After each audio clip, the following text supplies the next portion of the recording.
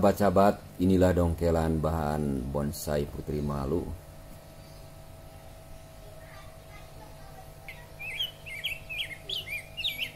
Nah, ini saya sudah memperoleh dongkelan bahan bonsai Putri Malu.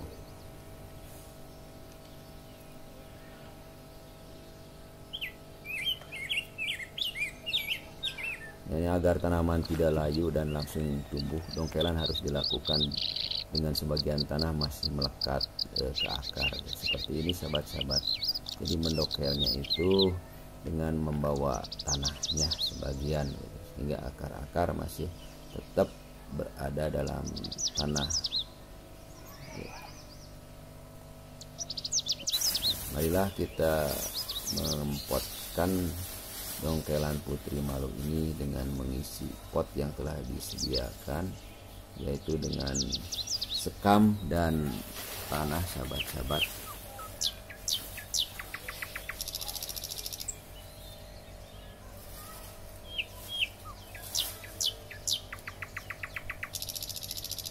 Ini tanahnya cukup subur gitu, dan sekamnya juga sudah cukup laput. Nah, untuk menghindari hama, saya bubuhkan di atas tanah ini puradan, sehingga nantinya yang namanya rayap ya tidak menyerang tanaman.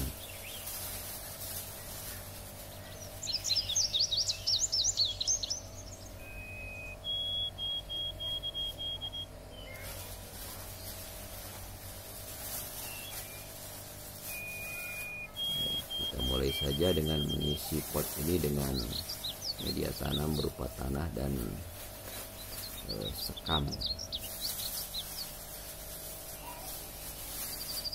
Kita penuhkan pot ini dengan tanah dan sekam, sahabat-sahabat.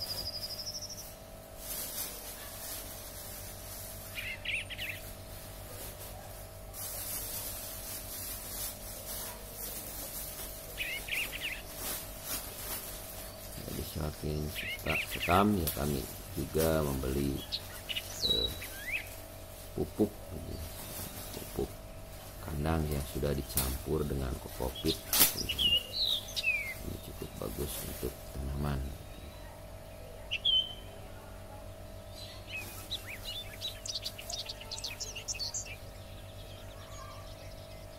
Nah, selanjutnya setelah dirasakan cukup,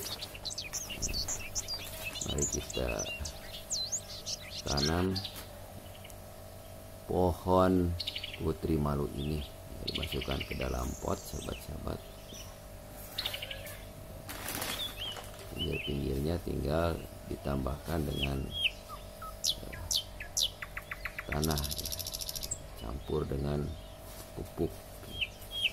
Sudah tercampur dengan pupuk agar tanaman ini bisa stabil.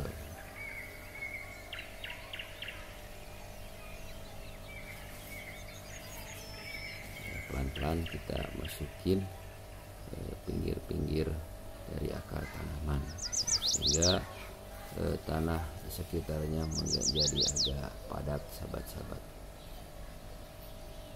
Ini cukup mudah sahabat-sahabat gitu, untuk memelihara bibit dari bonsai pohon Putri Malu. Meskipun ini Putri Malu kelihatannya sepele, tetapi setelah jadi bonsai cukup menarik juga sahabat-sahabat. Ini bibit ini akan ditumbuhkan dulu di dalam pot ini. Terus kita isi ya, dengan tanah sehingga tanaman benar-benar tertanam dengan baik dan stabil dudukannya sahabat-sahabat.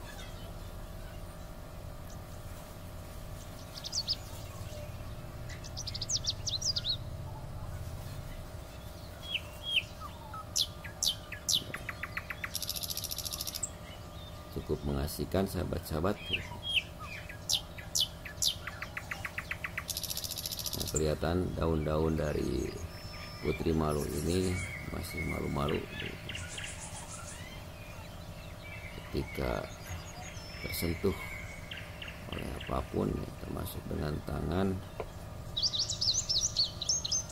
Daun-daun dari putri malu ini merungkut, jadi tertutup.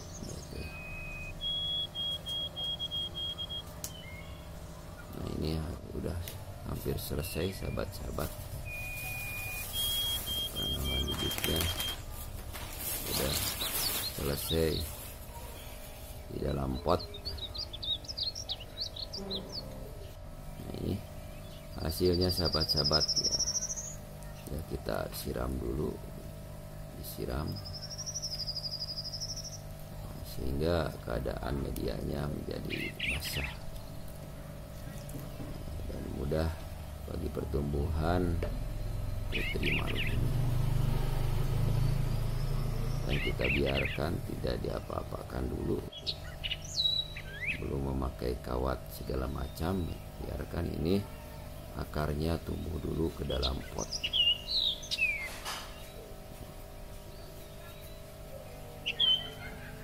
Dahan-dahan dari pohon putri malu ini tidak dibentuk dulu, biarkan sampai benih benar-benar tumbuh mengeluarkan akar dan cukup kuat.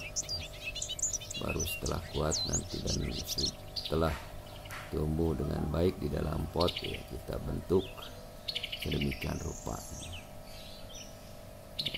Dari sini aja kelihatan cukup manis sahabat-sahabat ya, apalagi kalau ini sudah dibentuk. Ada pohon putri malu ya, sangat recommended untuk sahabat-sahabat membuat bonsai. Dari sekedar tumbuhan gulma yang dianggap gulma tumbuh di mana-mana, setelah dilakukan pempotan, insya Allah ini menjadi tanaman hias ya, menjadi koleksi yang lumayan bagus sahabat-sahabat. Nah, terutama para kaula yang senang dengan tanaman bonsai, nah, boleh dicoba sahabat-sahabat. Nah, daunnya masih kelihatan malu-malu ini sahabat-sahabat gitu. Ya, dengan cara seperti ini mudah-mudahan pohon dari putri malu ini tidak layu dulu gitu, langsung tumbuh gitu. Nah, tanahnya sudah terbawa di dalam akar-akar tadi gitu.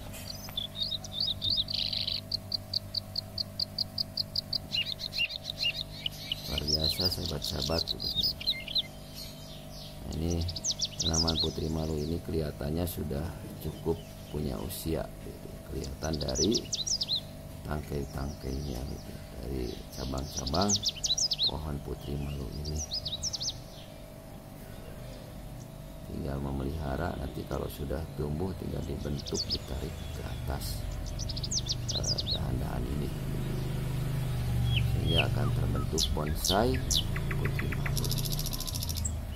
Ini sahabat-sahabat kelihatan masih malu-malu, daunnya belum terbuka. Dan kita berharap ini tidak layu lagi gitu ya, tapi terus tumbuh.